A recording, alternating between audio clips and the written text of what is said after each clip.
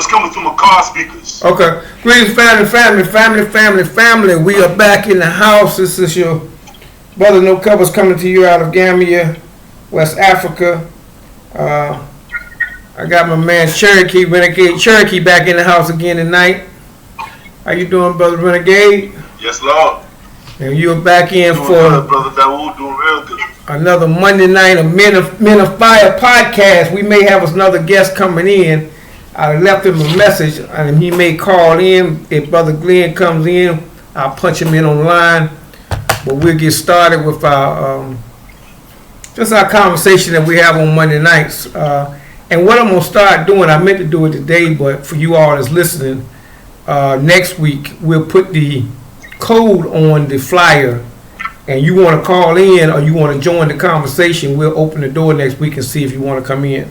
So what we'll do is we'll take just come in, behave yourself, act right, and you want to come in and add something to the conversation, that's no problem at all. Lately we've been talking about last week we got into the fall of America.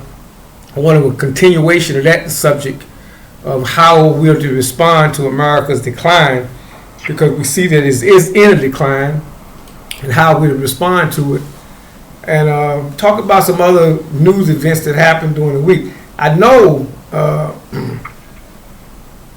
I'm going to go ahead and get into that subject right away, starting off. I feel for the little boy that got killed, the officer shooting into the car. Did you see that, Brother Renegade?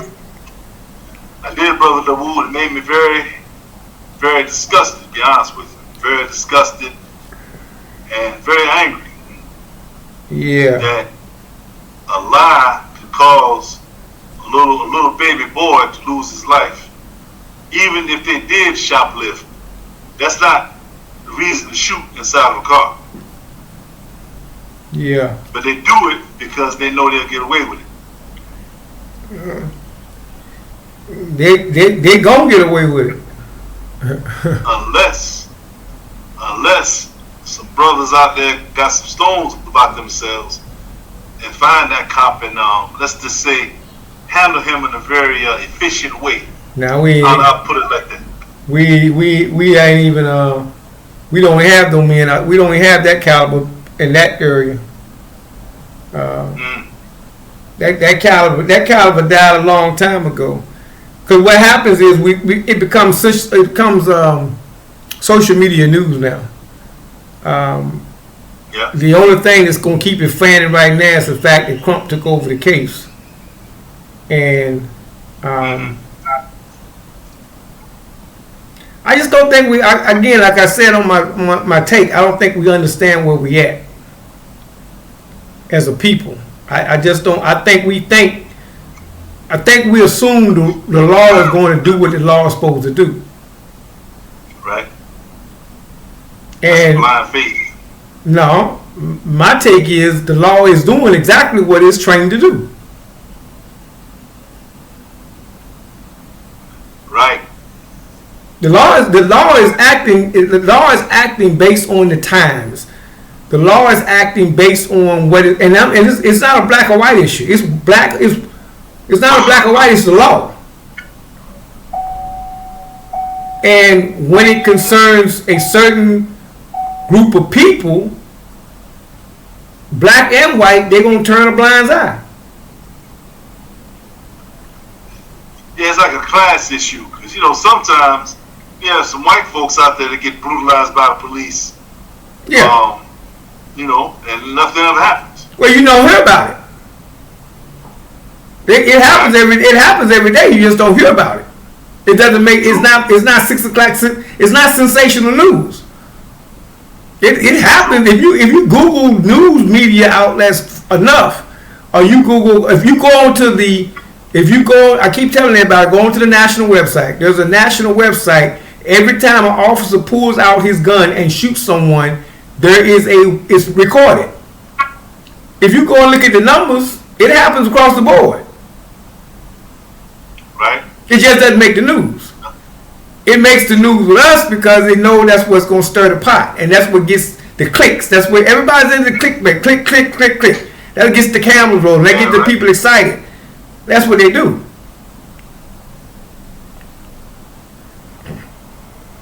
I'm gonna go here. I'm gonna see if I can rationalize something. And this is why I say we have to be careful. Because they're gonna do what they do. Here's why I say we have to be careful. Do you know the procedure, what the code is that they're going to get for a shoplifting call? And let me make this clear. Let me make this clear before I say this, before I describe the scenario.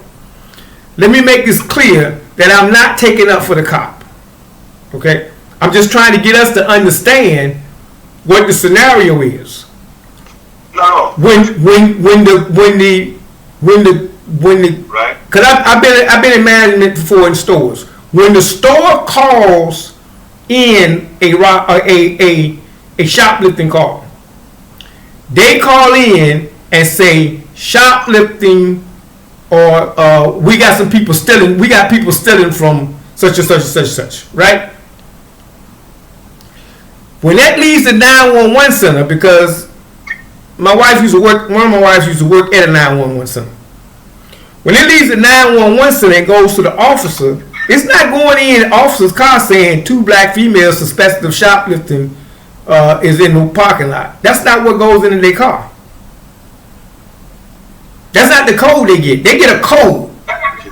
And that code equals robbery in progress. Up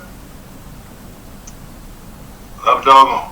That's what that code. It's not the 911 center is not going to tell them what's going on. It's going to be robbery in progress at such and such a place. That's what the code is. It's going to be a code that the officer recognizes as a. They're not going to call the officers and officers say, "Officers, we got a shoplifting suspect." On what? That's not what they get. They get a code to move out on, and they operate based on the code they get.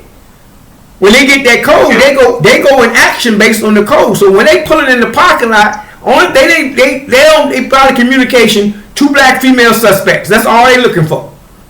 They don't know the situation. They don't know nothing about no diapers. They don't know what they looking for. All they know is they looking for 2 black female suspects. They don't know anything else. You don't find that information till after the fact.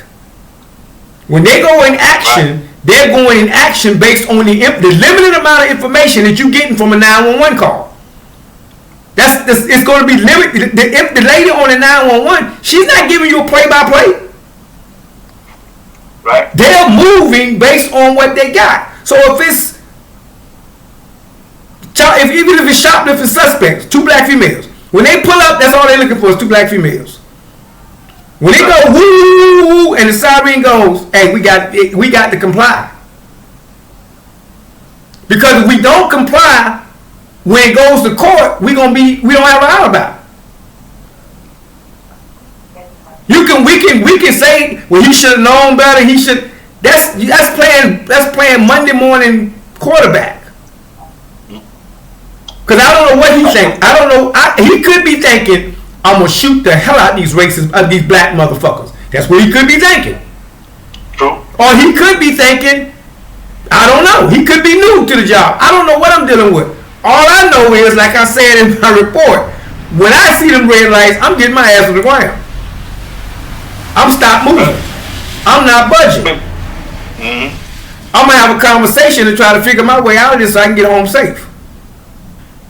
I ain't reaching for nothing. I ain't going for nothing. I'm sitting down on the ground. Just that simple. Mm-hmm. And I have to train my males and my females to operate in the same manner, because if I don't, it's going to happen. And grant you may have some. I can't wait to shoot one today. Well, why am I going to give him the opportunity to shoot me today? What we assume is that the system is supposed to work for us and not against us. The system has been designed for our downfall since we've been here. Why should it change?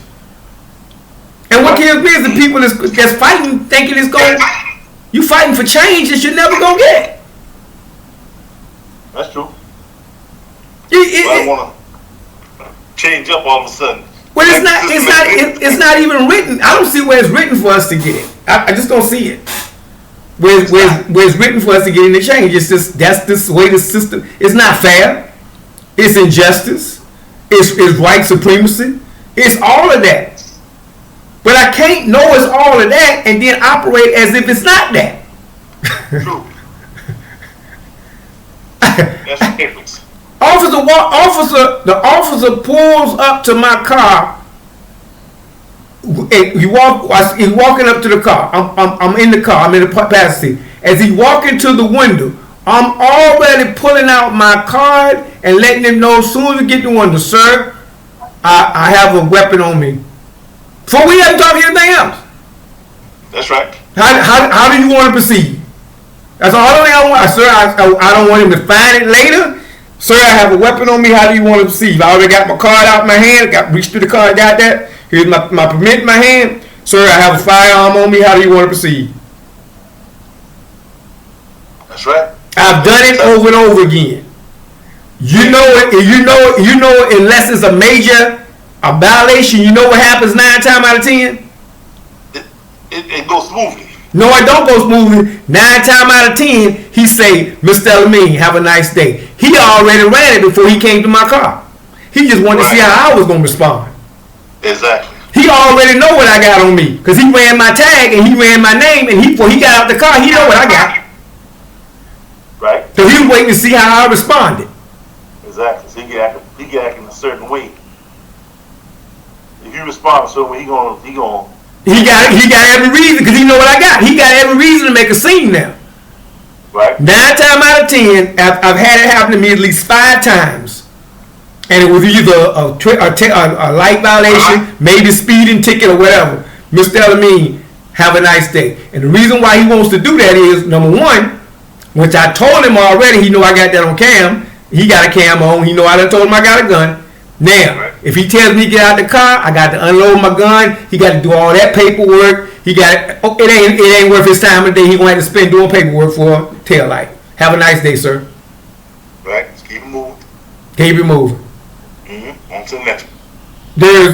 There are ways within the system we can survive. I think that's the only point I'm trying to make. That I'm trying to get our people to see is that we can survive within the system if we play by the system. If you got a receipt for the diapers, all right. Yeah. That's no problem. Because then what you do, here's what I said. Here's what you do. You leave for a person like me. You leave me to speculate, and I don't like speculating. Right. And the reason why I don't like speculating because I used to be in that situation in stores. I used to be in a situation where 2 females would come to the store and they go in the store shopping with a diaper bag and go get some diapers. They get the case of diapers and come to the front of the store and check out with the case of diapers.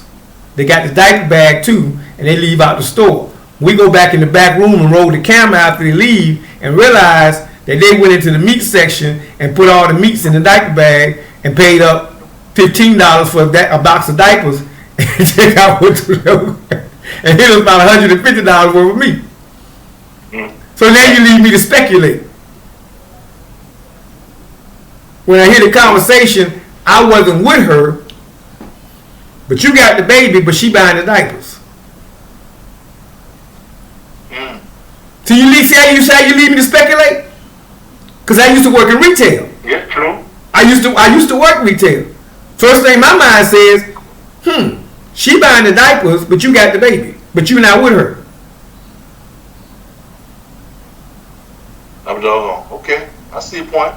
That leaves me kind of odd. That leaves me speculating, which I don't want to speculate, but I don't have to speculate because we never get there if y'all just stop when you hear the red sirens. We never get to that point. The baby is alive today if we just stop when we hear the red sirens. That's the point I can't get us to see. Yes, everything after that is wrong. Yeah, but I can omit. I don't have to get to the wrong. If from Jump Street, if I'm clean, when they say stop, I ain't arguing, I ain't fussing.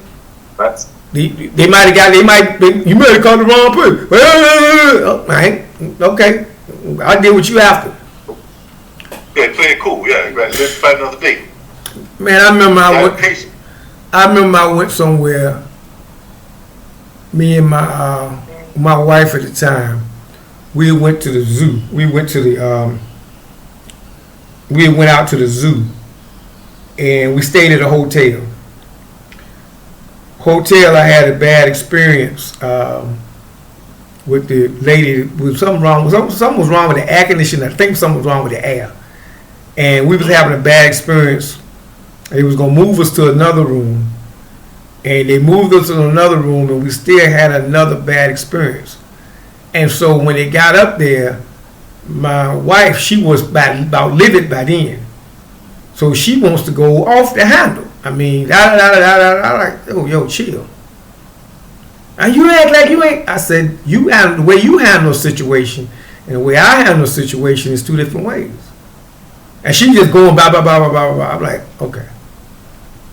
So while she went to sleep that night, I goes up, and I didn't have to have my laptop on me. They have to have a computer downstairs for the guests, right? Nice. So I go downstairs to the guest computer.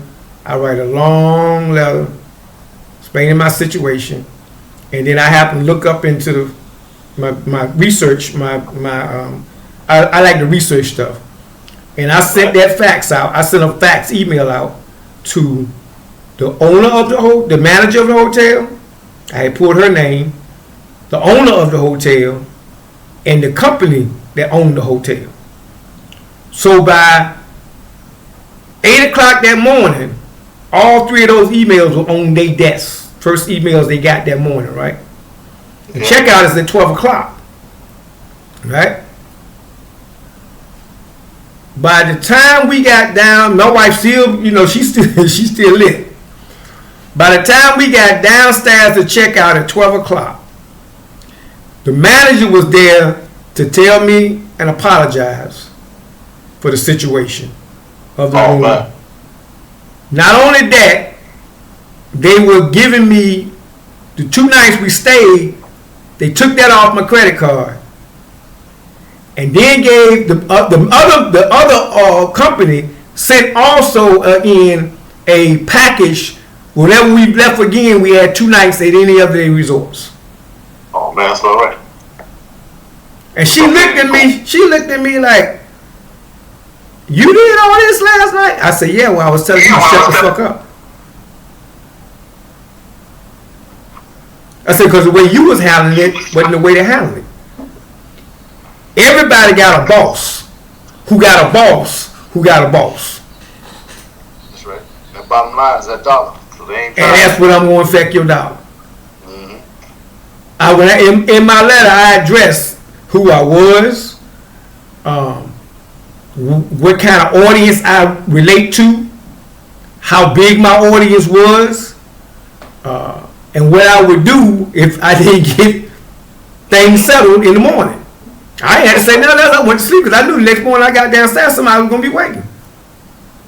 And sure enough, she said, Miss Delamy, yes, I got your email, and my boss got your email, and his boss got your email, and they told me to handle it this morning. Yes, ma'am. So it's to me, it's always, and that, that's the sucker way to handle things. Yeah, because I ain't got to argue with you all the time.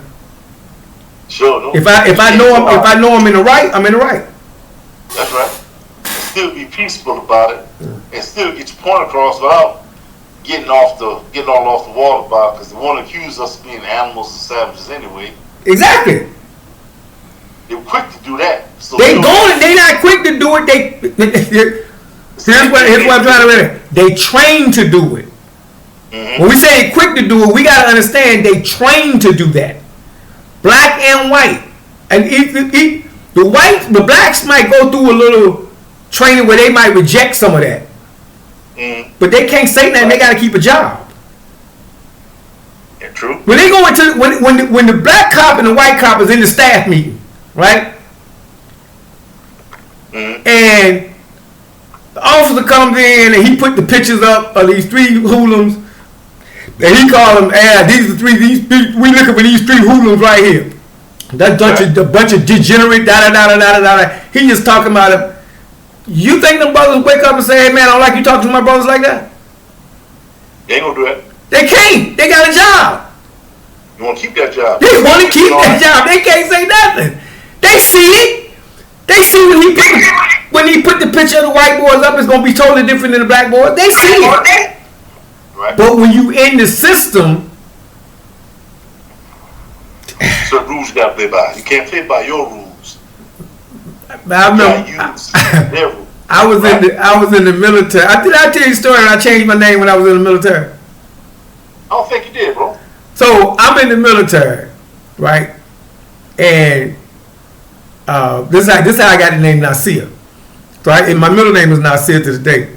So I'm in the military and I'm reading Malcolm and I'm reading all these Black Panther stuff and everything. So you know me, I done turned militant now. So I go down to the tailor shop and I take all my wooten. I take wooten off my lights just went out, but I'm still good. We still on. Cool. I take wooten off my tag and I put on Nasir. Right? Cause I changed my name. I don't know you gotta change your name legally. You know, I'm changing my name to Nasir. So y'all can call me Nasir. So I put it on my uniform. My first sergeant we was in inspection. My first sergeant walked past me and he looked me over. He said, "Nasir? We ain't got no motherfucking Nasir in this goddamn unit." I said, "I don't know, first sergeant, I'm Nasir. I changed my name." He said, "Boy, if you don't go down and take that shit off and put Wooten back on your phone, you can't take nothing off here. You government issued, nigga." Well, What you think I did? You did what he said. I went down there and took that shit off and put Wooten back on. The man said, "You government issued, nigga." That was my cold lesson of learning. You in their world, man. Right. You just a squirrel trying to get a nut. You live in their world.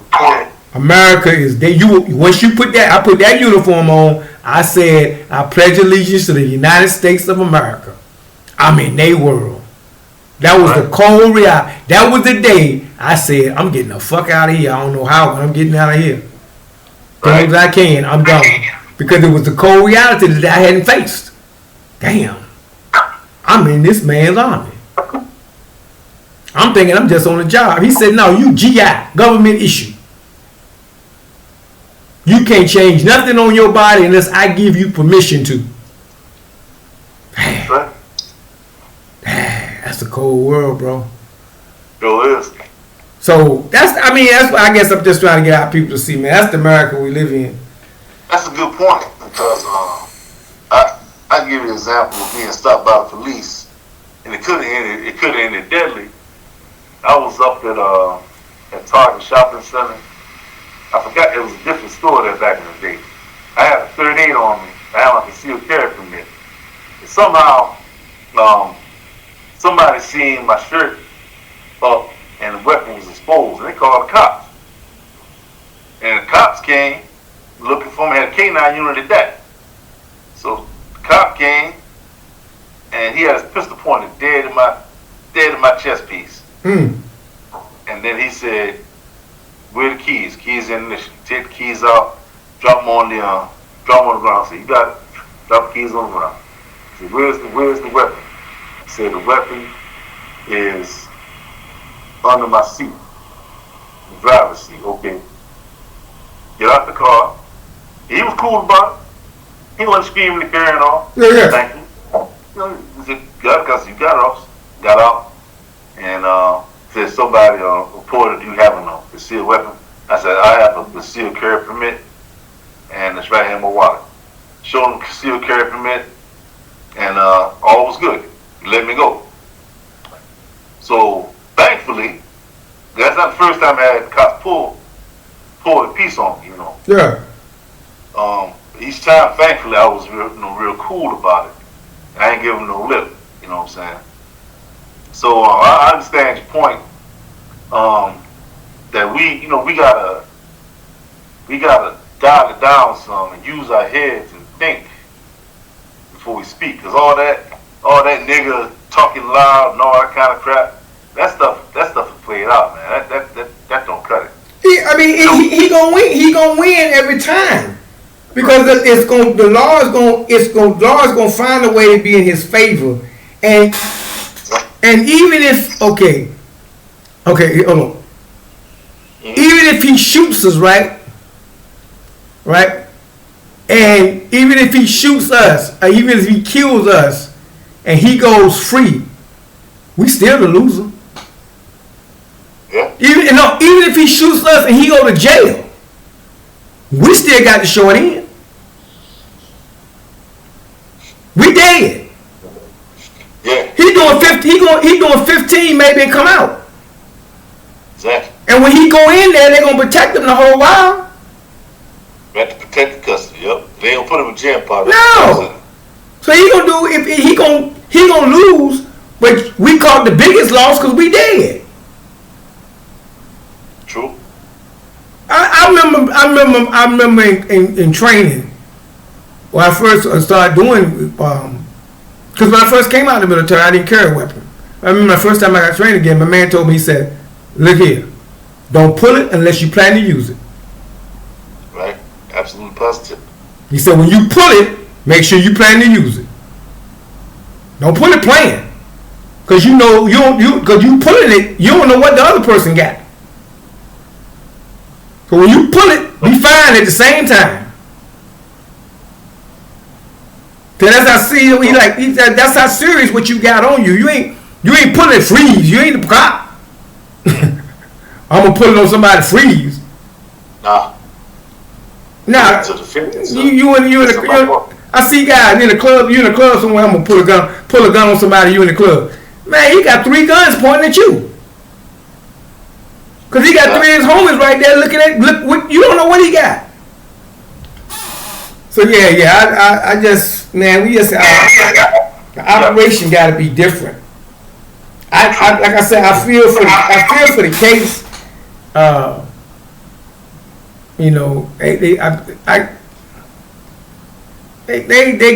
They say Crump don't take a case unless it's something in it.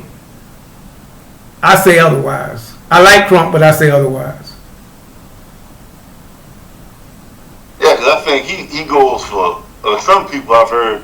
The thing against him was he was always trying to go for the bag instead of going for justice. When he took, okay, did you see the girl's interview? No, I didn't see it. No. Okay. When I saw the interview of her in the car with the other lawyer, the first lawyer, right? Right. I'm like, Crump ain't taking this case. Because I'm looking at the interview and I'm saying, number one, why would you do an interview this early to tell your side of the story? Number one, any lawyer would tell you don't say nothing in public. True. So why would they put you out there in the interview? And then in the interview, your story is, well, you telling the story that y'all backed up and hit a car, backing up. You telling the story that I held the baby up so they could see my baby because I saw the cops coming, and you held your mind. You actually think the cops actually saw that? I held the baby up so they could see I had a baby because they had their guns drawn. When you saw the gun drawn, instead of holding your baby up, you should have been knocking your driver upside the head, telling them to stop this motherfucking car. Damn right. Yeah. To me, that's what you should have been doing. I've been knocking her upside the head, stop this car, or try to get me out of this car as much as pop. I don't care if you're moving or not. If you say you saw him with the guns drawn, so that's all that information you don't even want out there yet. If you're taking the case, so when Trump took the case, first thing I said was Walmart. There's one that made the report. They made the reports. Walmart made the report of shoplifting. Or like you said, it's a code that it comes in as. That code. Yeah.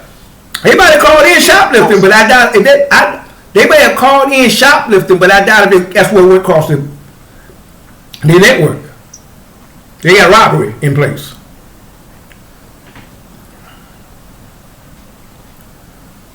All right, so check it out. Let's see. Let's skip just a little bit.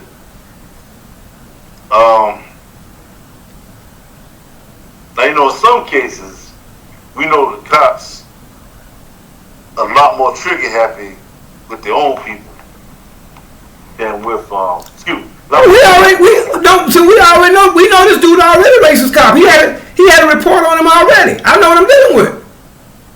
I yield that fact. I yield the fact that the cop ain't shit. I've been yield that. I yield that the first day.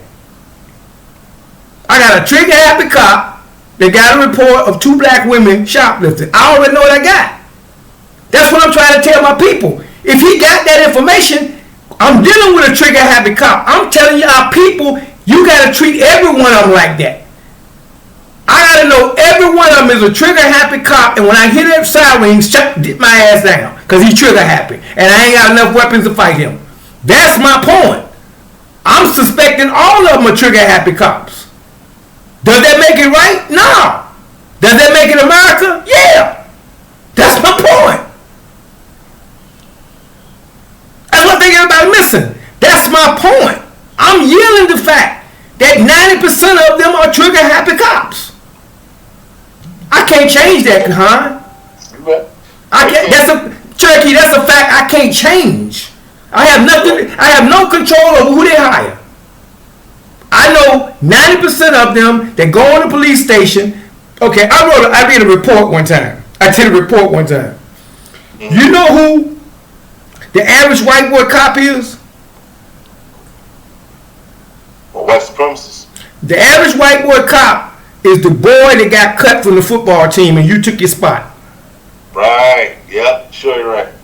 That's the average white boy cop. He the boy that was sitting on the bench while your ass was on there scoring 32 points. Exactly. He's jealous as hell. Mad as hell. He's mad at the motherfucker. Mm-hmm. That's the average. I did a report one. That's the average cop. The average white boy cop is the cop that he graduated from high school. He didn't go to college because he wasn't good enough because he didn't start on the team. He didn't play junior. He didn't play JV varsity. He was always riding the pony. He played sports. He wrestled. He worked in played football, played baseball, but he didn't get a college scholarship. So he went into either the military or he went into the army. Went into the cops. That's right. And when he got that cop badge, he said, "Now I can get that motherfucker. That's that motherfucking nigga that took my spot on the JV team. There he is, right there. I got his ass." But every black man looked like him. Looked like that same motherfucker that took my spot. I could have been starting point guard. I could have been a fullback. I could have been a quarterback. That nigga took my spot. So I'm yielding that fact. When I'm talking, I think people think, "Well, dog, you act crazy." No, I'm yielding the fact. That's what I'm trying to get my people to see. They dirty motherfucking cops. Yes, they are. Most of them. I got cops that I know. I got cops that I know personally. The ones that I'm friends with, I ain't talking about them because I know them. I'm talking about the ones that I don't know. The reason why I don't know them because they ain't trying to know me. That's right. We ain't friends. I ain't trying to get friendly with them. True indeed. Get that. That's the one that when he pulled me over, I got my card out saying, "Hey, sir, I gotta see a word before you can go any further." And he said, "Hey, Mr. Ellerman, go ahead on." Cause I know he done pull my stuff. Well, I know he done pull before he pulled me over. That shit. I'm yielding that point. They said the boy had reports on him. Somebody had filed a complaint on him about discrimination the day before. That's what came out. I don't know how true it is, but that's what came out on the report. So the person that pointed that out, I pointed out. Same thing I said then. Grant you, I'm giving you that. See, Daoud, he's a dirty cop. I'm giving you that. I'm giving you the one beside him is dirty, the next one might be dirty, the next one probably dirty too. I'm giving you the fact that the brother might be dirty. Because I'm going to operate as they dirty. I'm going to operate to try to go home the next day because I'm operating under the auspice that I'm going to get shot first. And he going to walk away. That's right. But I get here's what the driving factor is. I know as I say that the driving complaint that I have is that the majority of people that are protesting, they're protesting as if, but that's wrong. Okay, it's wrong for them to be dirty. It is. I'm protesting that it's not. I'm protesting that it's not. I'm saying it's not wrong because you expecting it to be right. I'm not expecting it to be right. I'm not expecting to go on a roller coaster and not have my stomach bubble. I'm not expecting to go all the way up there to the top of the thing and shoot down and not scream or be. I'm just gonna be calm all the way down. I'm not expecting that to be the trip down. Why? Because I know going up, I know the face is coming down. That's right. So for 40 years, 60 something years now in America, I have seen nothing but the same thing over and over again. So I have become numb to the fact of change. I didn't even expect it when Obama was in office. Why would I expect it with Trump in office? You're right. But as we say that, what I know is the majority of our people don't believe that. No, they don't. They believe in America. They think America is going to change. They think she's going to change, and that's the black man's Achilles heel. The other people that come to America, the Arabs that come to America, they come because they know it fits them, and they know America is going to take care of them, and they know they're going to be cool, and they know they got a population they can feed off of. They know that. That's why they come. Switch that up on them, they won't come. Mexicans that come here know the same thing. They know we gonna be taking even with Trump in office, they still coming. They ain't stop coming. Cause they know at the end of the day, there's another group that always gonna be lower than me. With us, we think we just got this. That's some type of immunity or something. I'm an American too. Man, we got the battered wife syndrome, bro. Oh, sure, dude. Love, big. My people got the battered wife syndrome. We get our ass kicked. We get our ass kicked and keep going back, cause we think he gonna do right this time. No, he's not. No, he ain't gonna change. He doesn't have. He doesn't. It's not. No, okay. I can say this to you. You would understand it as a person. It's not written for him to change. It's written for him to be who he is. That's right. If he operates other than he's operating outside of Scripture. It's written for him to be who he is. Yeah, the anointed cherub. That's who he is. We asking Satan not to lie. Right. we hey devil, don't steal today, devil. And that's what our people, we asking him not to be who he is by nature. But we don't believe that's who he is by nature. That's why I keep pushing the envelope. I keep pushing the envelope because I keep understanding our people don't believe that he is who he is by nature. The most of them. And I say it just for my folks that may be listening, that like, damn, dog, you call me that? Well, you know, yesterday that's who you is by nature.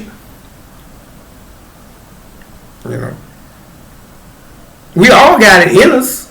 We just sometimes some of us learn how to tame that gene inside of us. We got a hadith that says Prophet Muhammad said he had a gene in him, but he made his gene submit. That man didn't got he ain't some of them trying to get theirs to submit, but most of them ain't trying to get that evil spirit to submit. They like that evil spirit. They do. Very confident on. Very confident on. Man, one of the things I do is I sit and read the comments that white folks make. I don't say nothing. I just go to their pages. Like on a situation like this, I go to their pages. And I got a couple of dummy accounts that I can go on one of their sites or go on one of their pages and I look just like them. And I just listen. I might push a like button every once in a while or a heart just to get them on my side, but I be listening to what they say. They mean what they say. Oh yeah, no doubt about it. Yeah. No doubt.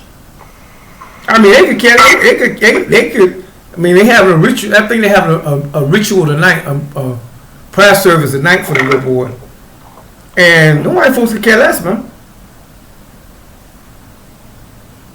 You every once in a while you see one of them speak out, but most of them ain't speaking out because. Nah, they don't want to present that card. They enjoying the experience they got being free white 21. They ain't giving that up. I keep telling you about it. I keep telling you about it. The Democrat friends they got, they're not giving up that they not giving up them benefits they got from Trump. Damn sure ain't.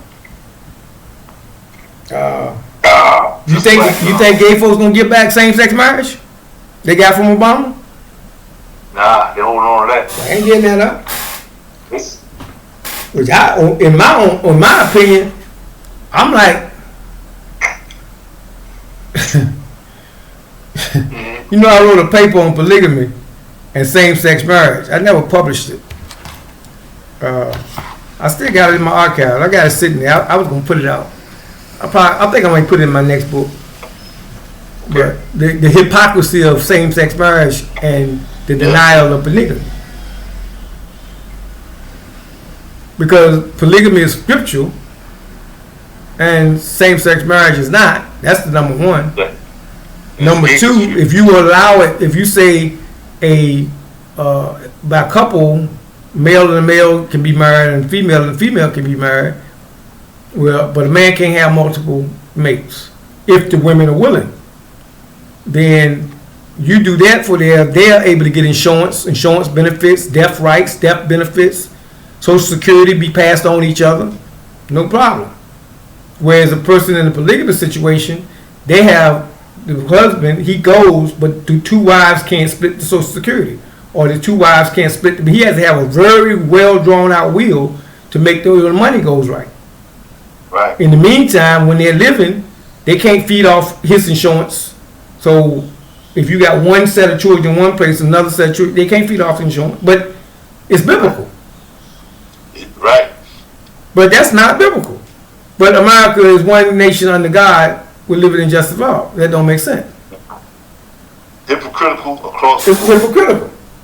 That's not being anything. That's not being homophobic.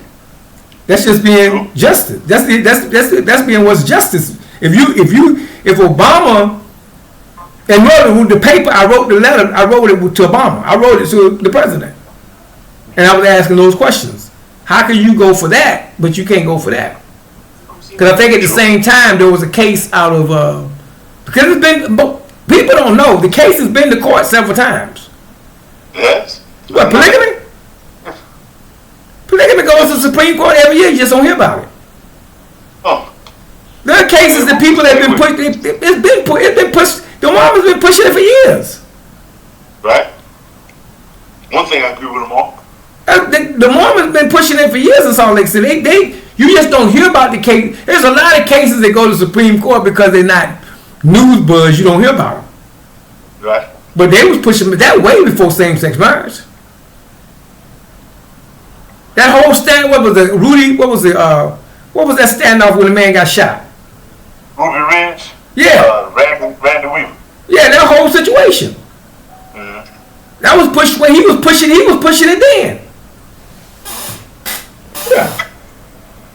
So Randy Weaver was in the polygamy as well? Yes. Damn, I didn't know that. That was one of the major reasons they came in there. Damn, they trying to stop the man from being fruitful and multiplying. That's what they would do. Yeah, most of those things, again, though, A lot of those cases you don't hear about those situations because they ain't those situations, but they politically. There was a book the minister used to read called "None Dare Call It Conspiracy," and it talked about how the government works.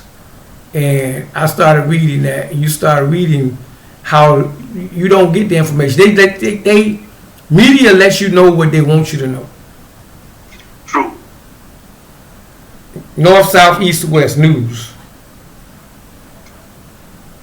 North, east, west, south. Right. They let you know, huh? They gotta keep the general populace in the dark about what's really happening. All day. What's really going on. Because day. they would be able to revolt if they really knew. For example, not to get off the topic, but if they really knew and they could definitively prove that Osama bin Laden did not organize that attack on the World Trade Center and that it was actually an inside job, this country, they talking about a revolution, it would definitely be a revolution. But they know that. Say again? They know that. Possible denial. Right? That's true indeed. They know, but see, a lot of folks, they know stuff. They'll deny it and go with they'll go with the nonsensical. Right. They'll go with the narrative. They'll go with the narrative just to keep from realizing, just to keep from saying, man, what I really believe is needs to be looked at very closely. This government needs to be looked at very closely because I said this, I keep saying it. The average white person will not tell you this, but the average one of them know their downfall means your rise. That's right. And they're not willing to switch places. Oh no, they love it at the top, straight up. Even the liberals. So no matter how much you see them going against Trump, they're not going against Trump. They're just going against, making them feel uncomfortable. But they're not going against him because they know to destroy him destroys us. That's right. His downfall is somebody else's rise, and we don't want. They just want to beat him up a little bit so they can get the power. Right. That's all they want. They don't want to get rid of him. They want to beat him up a little bit so they can get back in power. So they can convince you to vote for him and get him back in power. That's right. And once they get back in power, it's business as usual. It's like under Obama, business as usual. Black power and white face. White power and black face. Go back, same thing again. Yep. So that's her decline. I mean, that's where I see the fall actually happening. Now lights came back on. All right, beautiful. You know it's cool though. I don't even, it doesn't even bother me no more. What's that? The situation, like the uncomfortable, being uncomfortable sometimes. Yeah, no, I got you. You know, like the lights go out, and see when our power goes out, so the internet will go off. Like if it stays out a long time, so I have everything on backup. So if the lights go out past 3 hours, then my internet goes down because my battery on my modem is only 3 hours. Okay. And then I have solar lights that come on, but they go down if you don't get it charged in the daytime. So we got, let's say, like if it goes out tonight, about 12. I'm expecting when they do that, I kind of much got it timed now. When they do that, they kind of let you know 12 o'clock is gonna go out for good. Mm-hmm. So once they do that, like it's 10 minutes, about 10 minutes to 12 now. So a few minutes ago they went out and came right back on. That's kind of like the signal letting us know that they're gonna be out tonight in this area. So they'll be out tonight from 12 o'clock all the way till about 7 or 8 in the morning. So I know, okay, I'll cut my modem off as soon as it go out. So I'm not going to use that.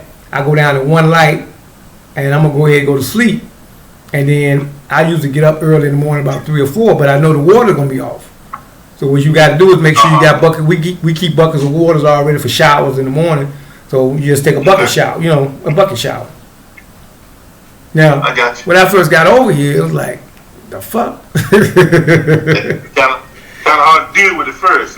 He didn't adapt. But after a while, you get like and then you see the people around you. They're like, this ain't. Oh, okay, cool. And so you realize, man, this ain't. I mean, what did we do before we had showers? We took a bucket shower. You see the westerns in the movie. They pour the water in the water. Exactly. Western in the movie. They put the hot water on the stove. Or the little thing, the heater thing, and let it get hot, and then pour that into the cold water, and you got a warm bath. True. So that's how you. I mean, that's how you basically when they go out. That's how you just you revert to doing what you in American and got you trained to. Nah, I ain't got time for all that, man. You ain't got no choice. And so then after a while, you get to a point. It doesn't bother me the way it affects me. I was like, okay, just be out tonight. So I mean, no fan, gonna be hot, So you make sure the window open and you catch your breeze, and that's it. Go to sleep best you can. Because then the bottom line is, it's like the same thing I'm telling people about America. Going back to that situation, you know what the bottom line is? What's that, bro? Ain't shit I can do about it. Yeah. I can't go down there and hit no switch and make it come back on. True. So you adjust. I can't make that cop stop being racist. True. I can't make him not stop being trigger happy because I already know he is. That's how I'm going to approach it. I'm not going to approach it as it's wrong for him to be. I'm approaching it, motherfucking trigger happy. True. And I'm telling my children that. I'm teaching any kid I got. Hey, when you see him, hey, he's gonna call you a punk. You be a live punk. Yeah, I sure will. Your boy's oh man, you punked out in front of that motherfucker. Yeah, I punked out. I'm live too. I'm living. Exactly. Living to find another day. I ain't trying to fool this man. He got a man. When I found out the boys. When I found out the boys at WPD was bringing their own rifles to work. Damn, why do you bring your own rifle? I mean, a rifle. Right. So, come on now. Now, I don't know how many times you put out a rifle. Only in extreme situations. So they going to work expecting. Yeah.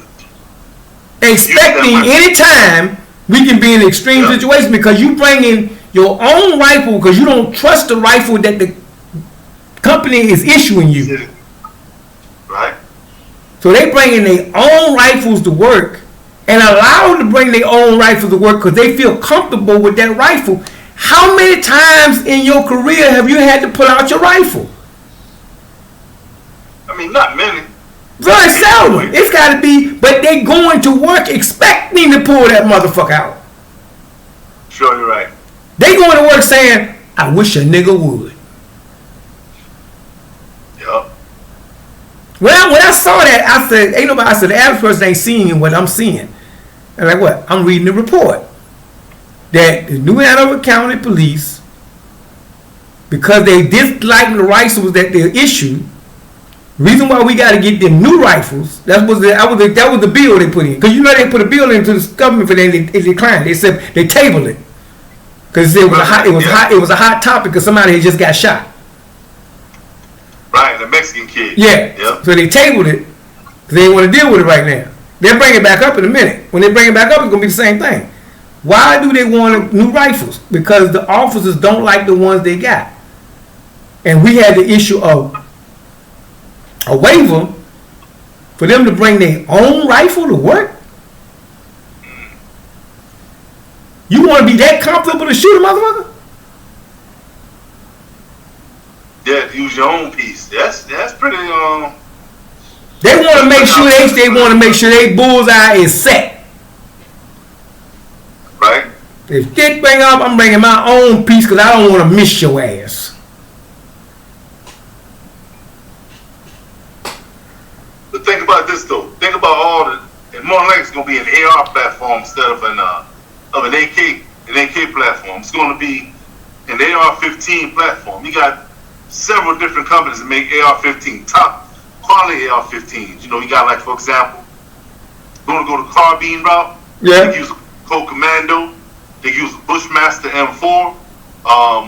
SIG makes AR-15 style weapons. So it runs the gamut of the type of rifles you can get on the AR platform. You know, so it's like, I mean, what was the rifle that they didn't really like that much?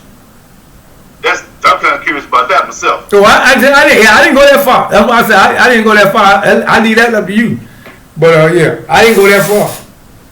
Mm-hmm. So as across the board, they was uncomfortable with it to that point that they had, and the reason why they had to make a decision because the new officer came in, the new chief, and he came in and realized who in his mind he's saying who allowed this shit. Yeah, right. Who allowed y'all permission to bring y'all own rifles to work? Like, what the fuck? And unfortunately, our brother was the last police chief. Yeah, exactly. Yeah. So he had to sign, you know, unless his predecessor was doing it and it's been going on for some time. That probably has been a policy, a long-standing policy. Probably going back to evangelism more than likely. Might have been. You know what I'm saying? But for them to enact a policy like that, damn. I don't feel comfortable with my rifle. But damn, you ain't gonna use the motherfucker that much. Exactly. You know, when you say it like that, okay, it's like we was in the military, we was issued M16. Yeah. I had an M16A2 when I was in Germany. And I had it zeroed in about let me see. I think I zeroed in 9 rounds. Either 6 or 9 rounds. I was good 250 meters and out. Up to 250 meters, man, it's going down. I had a properly zeroed weapon. Right. And I didn't have a weapon. That wasn't a new weapon either, you know what I'm saying? It wasn't a new weapon. Somebody had a weapon before I got there. And it performed fine, you know what I'm saying? Because we had armorers to take care of the weapons, make sure it was no issue with them. You know what I'm saying? So, I'm talking about a hand-me-down weapon. It's probably been shot, probably had 1,000 rounds through before I got to Germany, back in '88. I had no problem with it. I'm going to tell you something else. Going a step further, my brother. I hit a target from 450 meters out, bro. Right. 450 meters out. I hit the target. No problem. But you policing, but you in the military. When the alert go off, you going to war. Well, this is true. When they issue you live ammunition, you going to war. Right. When you go down that siren go off, I was in Germany. We go down that siren go off, and they say live rounds. That means you going to the border. Yes, sir. Okay. Yes, indeed. So, but you ain't going to Creekwood. You going to the border. Go to the border. These motherfuckers riding around Creekwood. And they worried about their gun. They worried about they gotta bring their own rifle. Right. I had to laugh because it's comical. But I had to laugh about it because I don't think people understand the seriousness what the seriousness of it. They was so serious about their job. These are the cops we talking about. That's why I say I said all of them trained to be trigger happy. Right. They train that way. They cops. They weapon. They spray. That's what they go. And I need my rifle to be on point. And this rifle here, I don't trust it. I trust my other rifle better. So they go to the police captain and get them to get a waiver. Hey man, can we bring our own rifles to work? Wow, we don't like the ones we got. Okay. So, and my question as the captain or the chief of police would have been, okay, how many times in your career have you pulled out your rifle? Right. So what you so worried about? True. You're right. And brother, but that's how trigger happy they are. Check this out. You're right. Absolutely right. Now, let me see. If I'm not mistaken, right? Trust me, I know this for a fact. Okay, in order to now, their rifles ain't fully automatic. It's their own personal rifle. It's not fully auto because you got to have a Class 3 license to own. Exactly. Law enforcement or not. Exactly. Brother, you got to have a Class 3 license. And that's about $2,000-$3,000 in an extensive background check to even have a Class 3 license. And furthermore, to have a Class 3 license, what you're going to do, you're going to have an established storefront with an excellent alarm system, safes, and all that stuff, in order to even get a Class 3 license. So I got homework for you. Okay. Who said they ain't got it? That's some good homework, bro. I'm gonna check that out. Who said they ain't got Class C? Right. Who said they ain't bringing automatic to work? Or even better, who says they ain't converting them bad boys automatic? Exactly. They can convert it illegally. They can convert it a certain way. Exactly. You see them boys? You saw them boys that got busted last week? What about them 2 young boys? Man.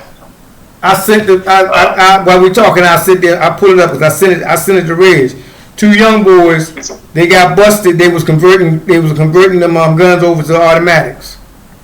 I mean, damn, you got pop doing it. Yep, they had the gun, they had the kit and everything. So I'm saying, you know, there's a local gun shop in Wilmington that the officers use, right? Was Tiller in there? What's it called? Tiller and Lanier. The one over there behind Laney. Oh no, this one off of Market Street.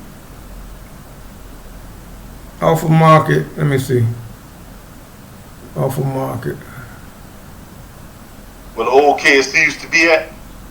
No, the one I'm talking about is over there behind behind Laney. Yeah, you go down there back up. I think it's back up there behind Laney. Okay. I want to say behind Laney. Or is that off Market? I used to have a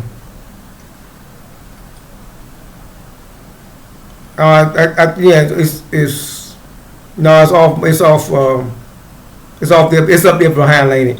Up there about okay, I know where it's at. Up there when you coming down Laney, over there that food line up that street coming down past, if you pass Laney, go into that food line. Right. Back up in there, back behind that food line, up in that container, that section back there. There's the gun shop back there where the officers. That's the main police. Yeah. Okay. That's where that's where all the police officers buy ammunition from. Right. Get them hot loads and stuff. You know what I'm saying? Yeah, you got to have a special. Well, yeah, I brought one weapon from them. Was that right? Okay. Yeah, I was able to buy. I brought one from them. No. Cause I just wanted to go and see. I wanted to see how their operation worked. Right, yeah, those boys got busted last week. Yeah, I'm trying to see where it's at. There you go, Pickett. I sent it to Pickett. They were in relatives arrested in a legal firearms lab discovered inside a home. They were in, I'm going to tell you what state they were in. As soon as it come up. Okay. Yeah, it was 2 relatives, 2 young, and they were young boys though. I mean, they were like 20, in their 20s. I'm like, somebody had trained them how to make these. Right, to make them fully auto. Yeah. Relatives of local East, in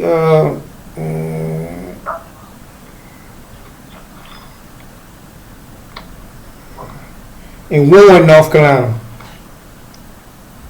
Corey Eubanks and Elijah Eubanks. They were number 21 years old. Really? Young heads. Young heads. Young What heads. big city is Warren? I think it said Warren, North Carolina. Warren. I never heard of Warren, North Carolina. Is it in there, Oh, Raleigh? no, it might like have been. It might have been Detroit. It might have been Detroit. Wait a minute, Detroit? Yeah, it might have been Detroit. You said Warren? Yeah, Warren, Michigan. Yeah. Yeah, Warren, Michigan.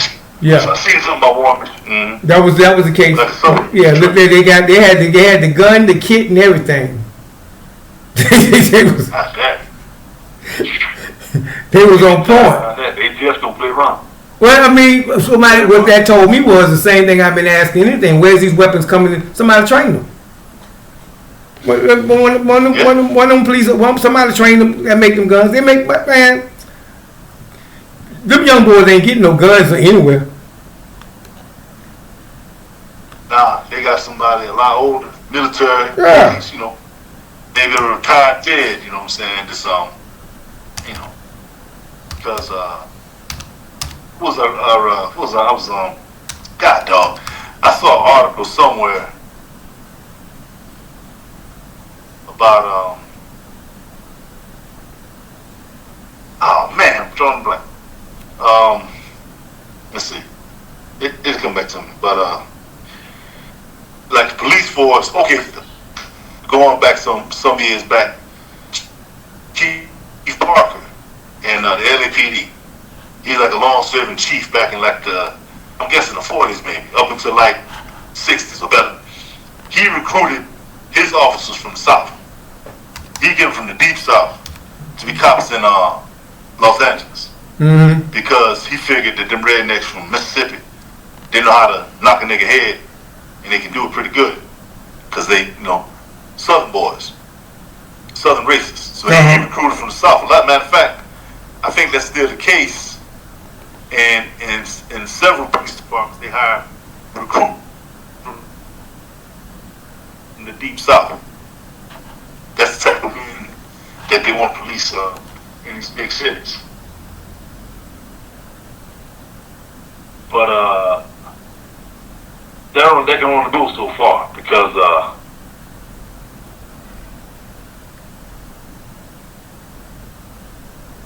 you know, some black folks out here is mental as hell themselves. They ain't backing down from nobody in the grand scheme of things. That's why I'm saying what I'm saying, because I know what I'm dealing with out there. Them young boys ain't backing down for nobody. They got a different mindset, and we gonna end up losing. Right. And we gonna end up losing. Sure ain't. Lord, no, they ain't. They got a different mindset. They don't. They look at me like, man, I ain't backing them. Man, fuck that. Fuck the police.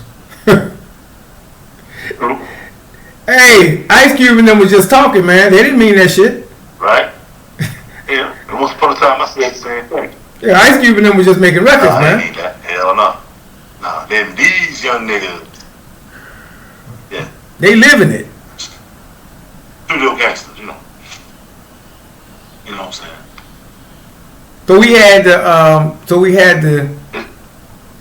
So I still say things be rigged, man. You had the Chow incident. You know. Then right behind that you had the Miller trial, and now you got the baby. On 5-0 with a straight. Yeah, it's like 3 in a row. A little baby boy, Mississippi.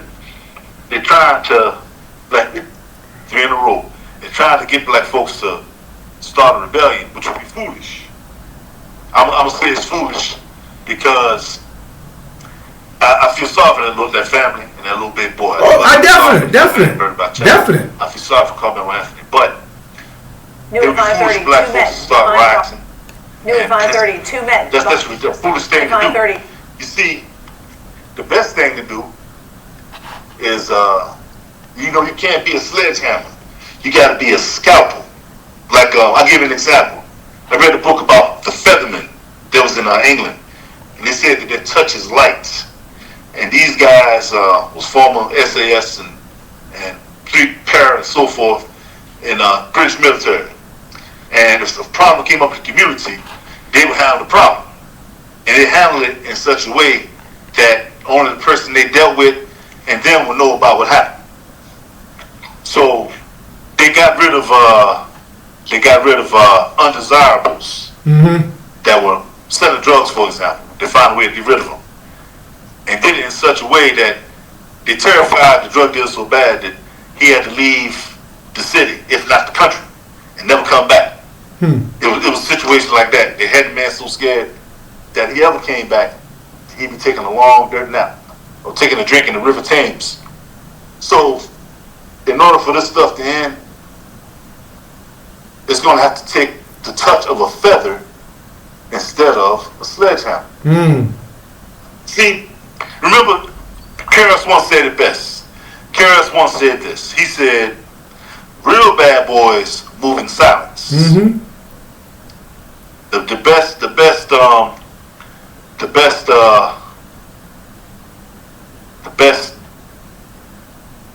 best men that sanction other men are the ones that probably just the friendliest, most easy to get along with people on the planet.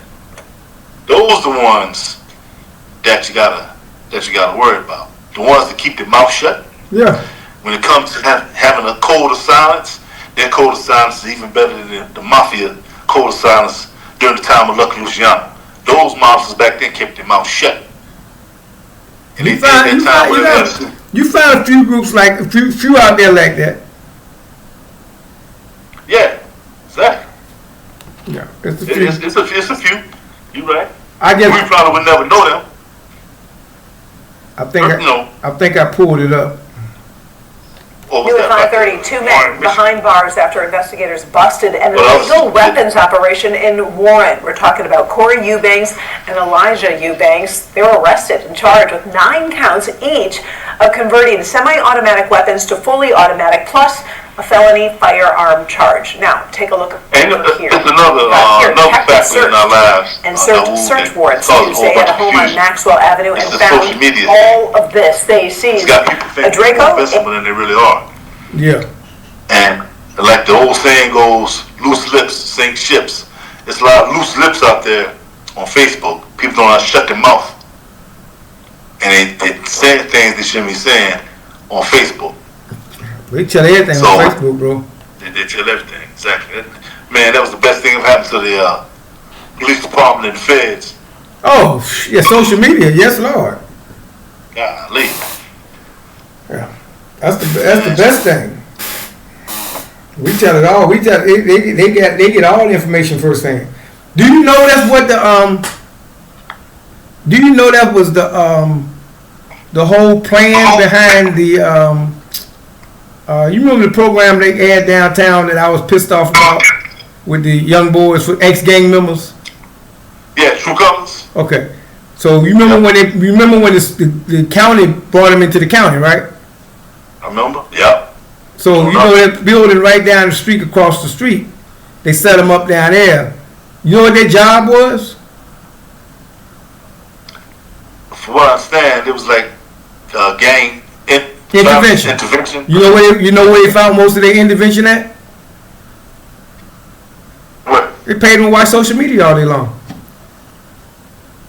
So they teach people having Facebook beefs, and then ain't that something? They was paying them to watch. They was sitting in there. They had a place downtown. I know because I know the girl used to work for them. They used to have a place downtown. They had video machine. They had games in there for them to play, and they stayed up there and watched Facebook all weekend. I'm down. That was their MO. They see something. That's how they because they knew that's where they're gonna find most of the information at. Exactly. Everybody gonna be Hey, did you see your boy article? I'm gonna wrap up with that. I gotta get in. Your boy, Ben. Ben? Yeah, your boy Ben, the reporter. Oh, Steelman? Yeah. No, I ain't see it. He wrote an article this weekend about the case downtown with the two boys that got the True Colors case. Right. They got convicted. If I'm not Yeah, they got convicted with no physical evidence. I'll be down. And so he wrote a story on that because, I mean, he did a pretty good job too. He told her, that's one thing about being, he'll stick his neck out there. But he told the jury based on, it was an all-white jury. He said, might as well been an all-white jury because it was an all-white jury before one of them got sick and then they had to bring somebody in. He said, but that might as well, he said the way he said it was, might as well still been an all-white jury. I guess it was Uncle Tom, brother. But, yeah, probably more than that. Yep. Yeah, so the way he said it, they deliberated for 2 hours, but he said, it was a case that they had no, they said, that's why they should have, he was basically used it as a case to say, that's why they need to bring the cameras in New Hanover County courtroom, because that's one thing he'd been advocating for them to bring the cameras in. But he was saying the case had no, he said I sat there the whole trial. He said the case had no evidence. And he said he watched the jurors as they issued their verdict, and he could tell it was just one of them open and shut cases. That they had already convicted these young men when one of the guys said he didn't even know the man, and they said it was gang related.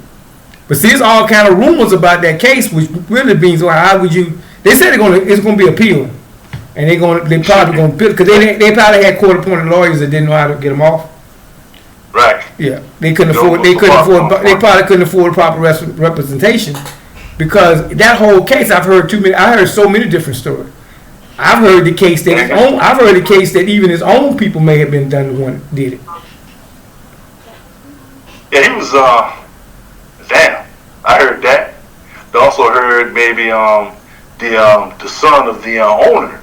Yeah, I heard that. You heard that the owner that part too. So you had so many different rumors about. Well, they only hired one gang. It was basically most of the Bloods.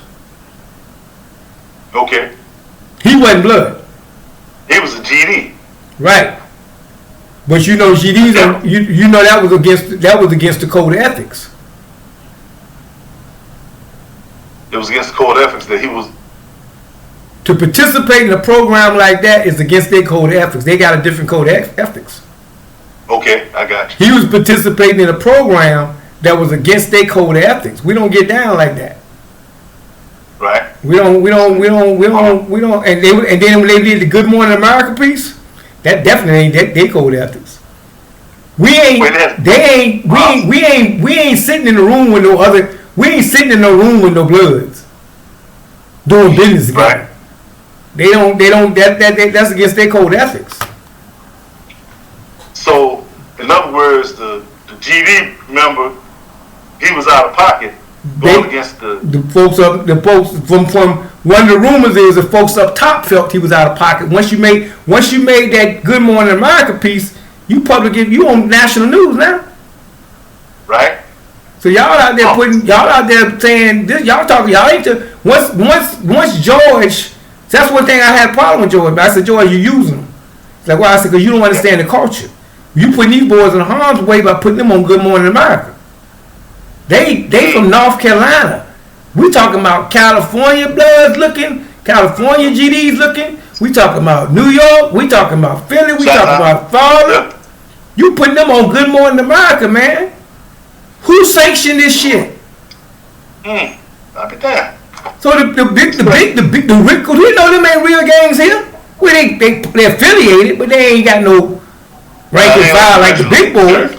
So you on Good Morning America, they looking like, who sanctioned this shit?